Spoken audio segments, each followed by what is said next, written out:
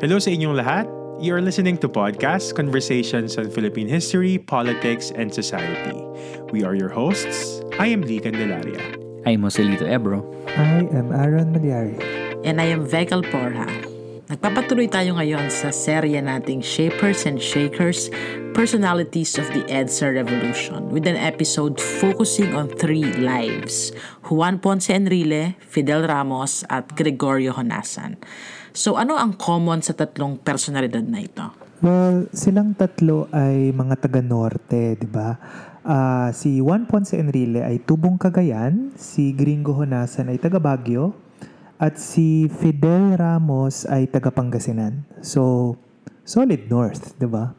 Solid north talaga kasi in one way or another, or perhaps in different capacities or scales, na-involve ang mga ito sa implementation ng martial law. Yan siguro yung ikalawang commonality, no? Yung kanilang complicity sa pagpapatupad ng batas militar sa ilalim ni Marcos.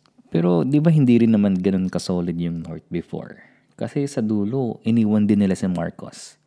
At naging vocal pa nga yung mga political personalities doon na nagkaroon ng malaking impact sa success ng People Power Revolution. And even beyond, kasi malaking papel yung kanilang involvement sa people power sa kanilang post-ed sa political success. Pero kung may commonalities, may isa dito na medyo one man out. And that is JPE. Kasi siya lang yung hindi talaga galing sa military background sa tatlong ito. Pag-usapan natin si Manong Johnny sa ating pagbabalik.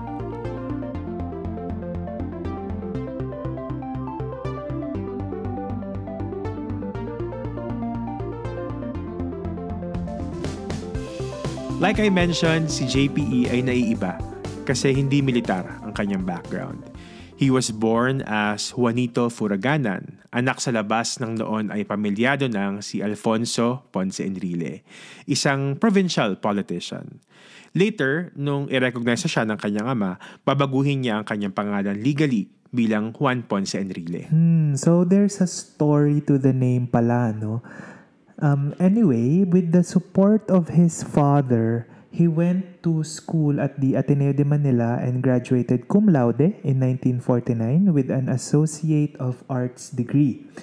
And then, nag-aral siya ng Bachelor of Laws sa UP College of Law, kung saan nagtapos din siya na bilang cum laude, no? So, magiging involved siya sa buhay ni Ferdinand Marcos bilang pangunahing tagapangasiwa ng personal legal affairs ni Marcos noong 1964. At that time, senator pa lang si Marcos niyan, no? So, noong 1965, nang maging president si Marcos, doon na mas papasok si JPE sa trusted inner circle ni Marcos.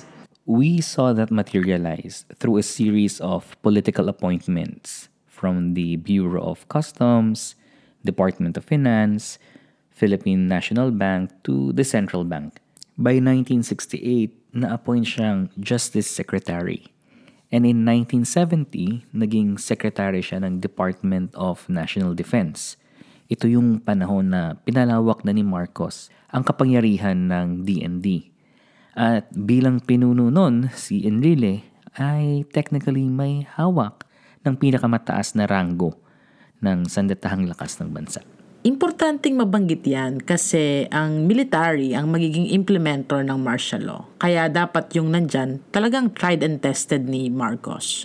So trusted was Enrile that he became the official martial law administrator in charge of all the armed forces of the country. But even during the planning, involved na si Enrile. In fact, 1969 pa lang, pinaaral na sa kanya ni Marcos yung 1935 Constitution, kung paano ito magagamit to leverage the power of the president in times of crisis. So, when martial law was declared, isang ginamit na reason ay yung terrorism daw sa Pilipinas. Kasi noong September 22, 1972, inambush daw yung sasakyan ni Enrile.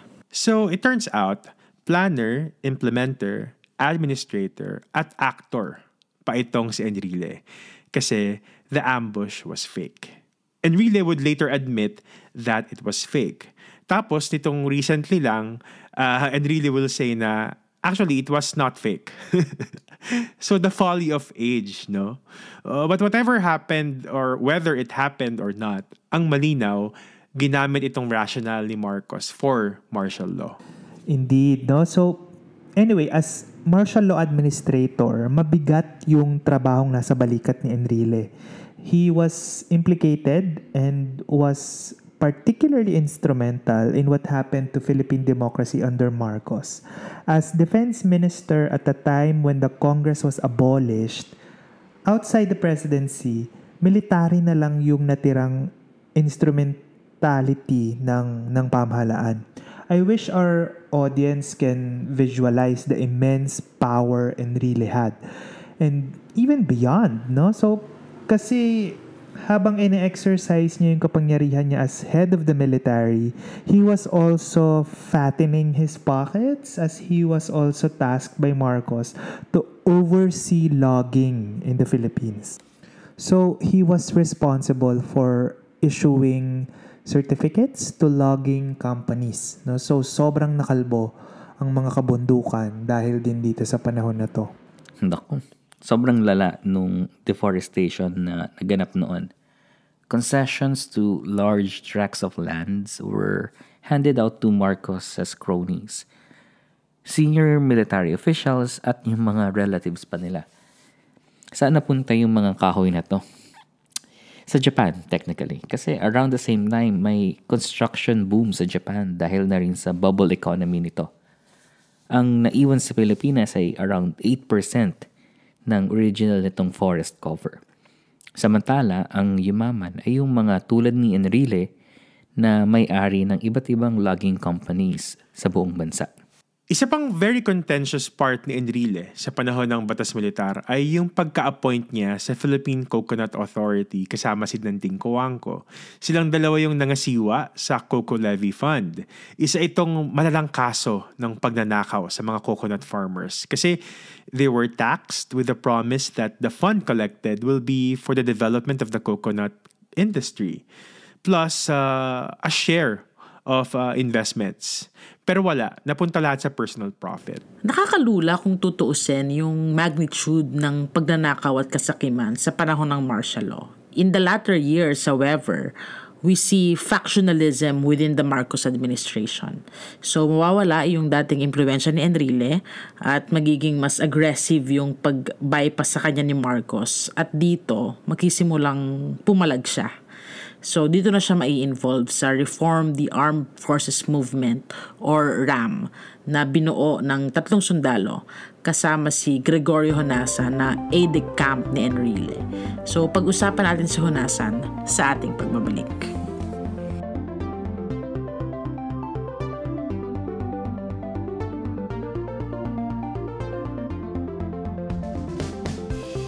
Itong si Honasan ay militar talaga. In fact, he graduated from the Philippine Military Academy, receiving the Class Baron Award. Leadership Award yan ng PMA. Pagka-graduate niya, sumabak siya sa combat laban sa mga separatist ng Luzon at Mindanao. Later, he will be appointed aide-de-camp ni Enrile noong 1974 at magiging Chief of Security ng Defense Ministry.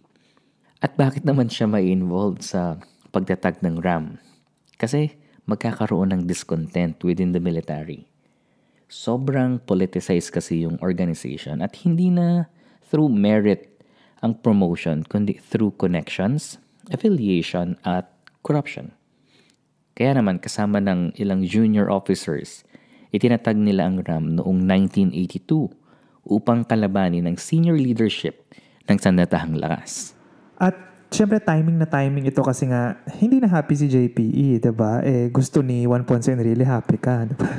Kung naalala niyo yung campaign slogan niya noon, no? So yes, 'di ba, no? So perhaps the same way na naging fallback itong RAM ng mga disgruntled soldiers over the dysfunctional AFP organization, naging fallback din ito ni Enrile. No? So, because the Ram served his own political agenda while providing him personal security. No? So, at this time kasi, may lumalalang hostility between Enrile and Fabian Ver. May conflict din between Honasan and Colonel Erwin Ver. Yes, anak ni Fabian Ver. No? So, itong mga ganitong sapawan din talaga yung kailangan pag-usapan. But before we discuss further, magpasok pa tayo ng isang military personality, si Fidel Ramos. He is a more decorated soldier than Honasan kasi he graduated from the United States Military Academy at West Point. Tapos he served in the Korean War, the Vietnam War, and during martial law, he was appointed head of the Philippine Constabulary or PC. At itong PC ay yung pangunahing service arm ng AFP at siyang namamahala sa sangkapulisan ng bansa. At yun nga, ayon sa mga historiador, itong PC ang talagang pinakamalalang mga nang-abuso noong panahon ng batas militar. True, kasi 'di ba yung Metrocom under yan ang PC at ang PC hawak ni Ramos. So nung malift ang martial law noong 1981, kahit nominal lang, Ramos was a candidate for the AFP Chief of Staff. Pero ang inappoint noong 1982 ay si Fabian Ver at si Ramos naging Vice Chief of Staff lang. So noong 1983, Marcos announced that he is removing Enrile from the chain of command and that he is replacing AFP Chief of Staff Fabian Ver with himself, as in siya daw mismo. So at tinanggal din ni Marcos yung pulisya sa ilalim ng Philippine Constabulary at inilipat din ito sa direktang control ni Ver. So administrative na lang ang naging control ng PC sa sangkapulisan. So with this move, obvious na lumabas kung sino ang mas bet ni Marcos at syempre si Fabian Ver yun. I think sa mga years na ito, it was getting apparent that Marcos was alienating certain key personalities that used to be loyal to him. We see the cracks in the foundation, kumbaga. No? So, ang magnanakaw, galit sa kapwa magnanakaw, as they say. No? So by 1985, may pinaplano ng kudeta itong Ram. No? So, suportado ito ni Enrile, pero they had to postpone it kasi nga, nagka-snap elections noong 1986. Kasabay noong lumalakas na ingay ng discontent sa resulta ng eleksyon na talaga namang malinaw na dinaya, lumakas din ang mga kilos protesta. So, nakita itong opportunity ng Ram na ilunsad na yung kudeta noong February 1986. But no, nadiskubre ito ni Ver a day before it was supposed to happen. Parang ang teleserye yan. But I think we must note that by this time, lumala na rin ang health condition ni Marcos. Usapan nga kung sino ang papalit. At yamado noon ay kung hindi si Imelda, ay si Ver. Kaya nga timing yung kudeta sana nila Enrile. Kaya hayaan pang may ibang umentra sa eksena, kumbaga unahan na nila. At nasa eksena na kasi noon si Cory. The Ram was obviously an all-male, macho organization who, I am confident, cringed at the idea of a woman president.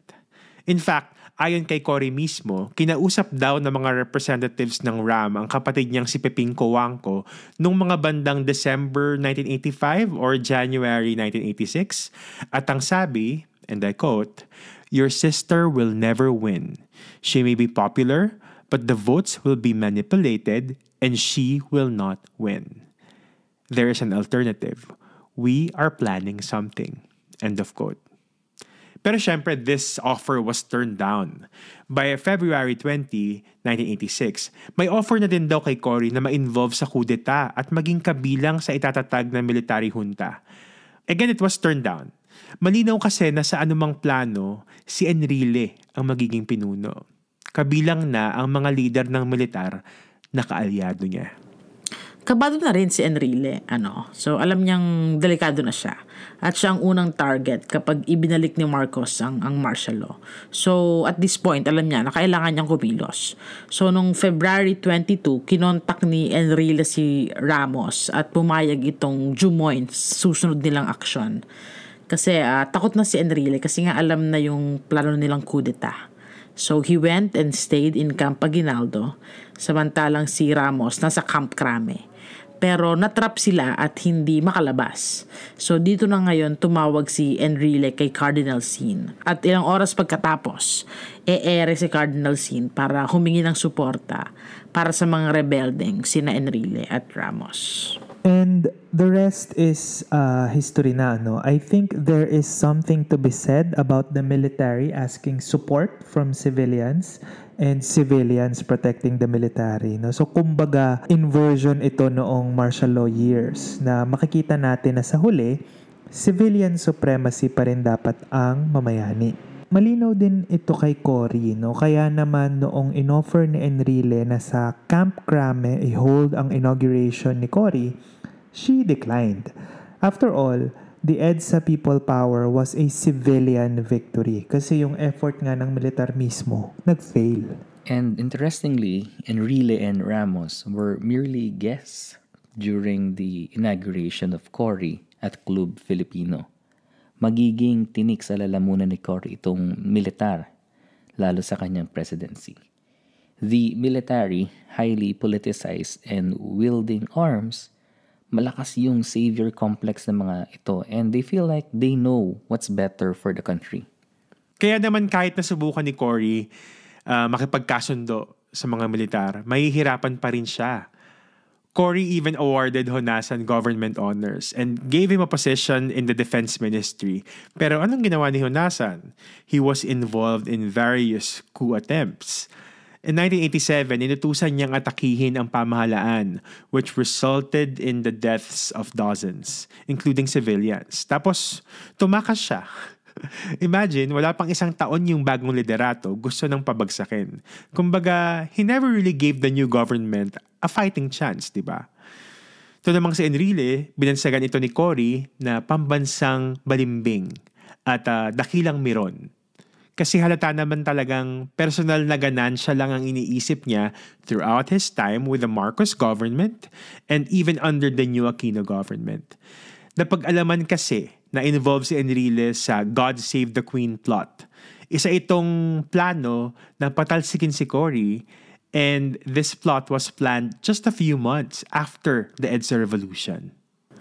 On the other hand, si Ramos naman ay mas magiging cooperative under a new administration. He was somehow more apologetic about his role in the implementation of martial law. In fact, he referred to his role in the revolution as his atonement nga daw. He assumed the position of AFP Chief of Staff under Aquino until 1988. And as Secretary of National Defense and Chairman of the National Disaster Coordinating Council until 1991. At sa panahon na ito, nangyari yung 1990 Luzon earthquake at ang 1991 eruption of Mount Pinatubo. Si Ramos din ang namuno sa military operations na dumurog sa mga coup attempts laban sa Cory administration. Perhaps he thought this was enough to win the presidency, but no. Perhaps in the most contested elections in Philippine history, he narrowly won the presidency in 1992. But that's a story for another day. So kung si Ramos naging presidente, naging legislators naman itong sina Enrile at Honasan. Honasan was granted amnesty by Ramos. He used his rebel fame to win a Senate seat in 1995. He served several terms as senator. Naging secretary pa ng Department of Information and Communications Technology noong 2018. But he lost the Senate race noong 2022. Meanwhile, si Enrile naging senador yan ng post-EDSA.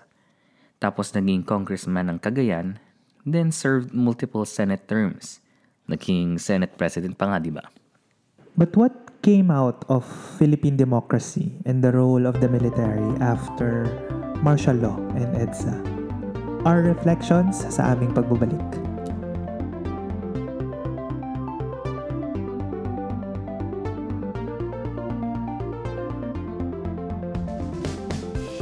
Ako, I think the fact that these personalities made incredible political comebacks just shows how low our politics can get.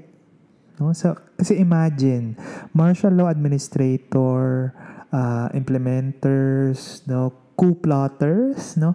I don't want to blame the voting public, but this reflects more on these people and their quest for power more than anything. No, yung ganid ba? True. I mean, sige, itong si Ramos, at least apologetic somehow. Pero si JPE, si Enrile, talagang hanggang sa dulo, talagang may flip-flopping pa rin. He really earned a pambansang balimbing nickname from Cory, ano. The least you could do in your long life that is nearing its end is to come clean, ano. So, were there true apologies, sincere apologies, and acceptance of blame and responsibility? Kailangan yan bago tayo mag-move on. You know, kahit yun na lang. Ako, I want to highlight how these personalities represented the damage Marcos brought to our military. Super politicized ng ating military, when in fact, they should be apolitical and professional. Napaka-dangerous for civilian supremacy when you have a military with a God complex kasi they hold literal power in their hands. And perhaps we see the persistence of a politicized military today, especially under the presidency of GMA and Duterte at yung mga retired generals getting positions in the executive or running for legislative seats. Sa huli, dapat i-assert natin that the military is bound to be under civilian control. Kasi hallmark yan ng healthy respect for democratic values and good governance. No? In retrospect, no, I can't help but somehow be happy that EDSA happened the way it did. No, na civilian yung namayani. And that's another reason to really celebrate EDSA as the triumph of the people. And that's it for this episode. Tune in again next week for another episode of Shakers and Shapers, Personalities of EDSA Revolution. For now, check out our earlier episodes and seasons. And we are in all major podcast platforms, and our episodes are also available through our YouTube channel, Podcast TV. Yes, so follow our social media pages for more updates on the show. We are on Facebook, Twitter, Instagram, LinkedIn, at iba pa. Kita-kits susunod, keep safe, and as always, have a good day.